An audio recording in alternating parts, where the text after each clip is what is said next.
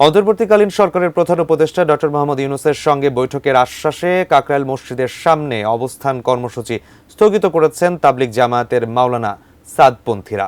এবারের ইজতেমায় মাওলানা সাদ কান্দলভির অংশগ্রহণ নির্বিঘ্ন করার দাবিতে প্রধান উপদেষ্টা বরাবর আজ স্মারকলিপি দেন তারা। তাবলিগ জামাতের অন্যতম মুরব্বী মাওলানা সাদ কান্দলভিকে এবারের ইজতেমায় অংশগ্রহণ করতে দিতে হবে, এমন দাবিতে সকালে কাকরাইল মোড় অবরোধ করেন তার অনুসারীরা। দিল্লির নিজামুদ্দিন মারকাজের বর্তমান মুরব্বী মাওলানা সাদকে গত ৮ বছর ইজতেমায় আসার অনুমতি দেওয়া হয়নি। আগামী ৭ থেকে ৯ ফেব্রুয়ারি ইজতেমার দ্বিতীয় পর্বে তাকে অংশগ্রহণের অনুমতি চেয়ে স্মারকলিপি দিতে প্রধান উপদেষ্টার বাসভবনের উদ্দেশ্যে রওনা হন একদল মুসল্লি।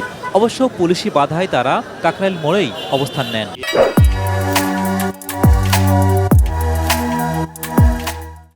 লিখিত একটা মেমোরেন্ডাম আছে।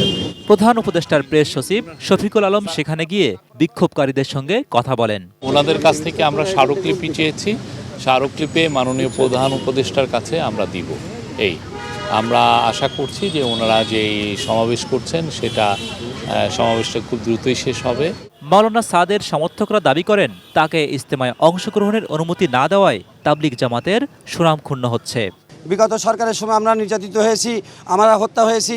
এখন আমরা এই সরকার থেকে, এই বর্তমান গভর্নমেন্ট থেকে চাচ্ছি যে আমাদের আমির সাহেবকে আনার ব্যাপারে সমস্ত ব্যবস্থা করে দেওয়া হয়।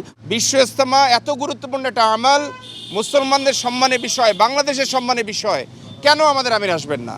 পরে তাদের কয়েকজন প্রতিনিধি প্রেস সচিবের সাথে প্রধান উপদেষ্টার বাসভবন যমুনায় এসে স্মারকলিপি তুলে দেন। প্রধান উপদেষ্টার সাথে বৈঠকের আশ্বাসে সড়ক ছেড়ে গেলে যান চলাচল স্বাভাবিক হয়।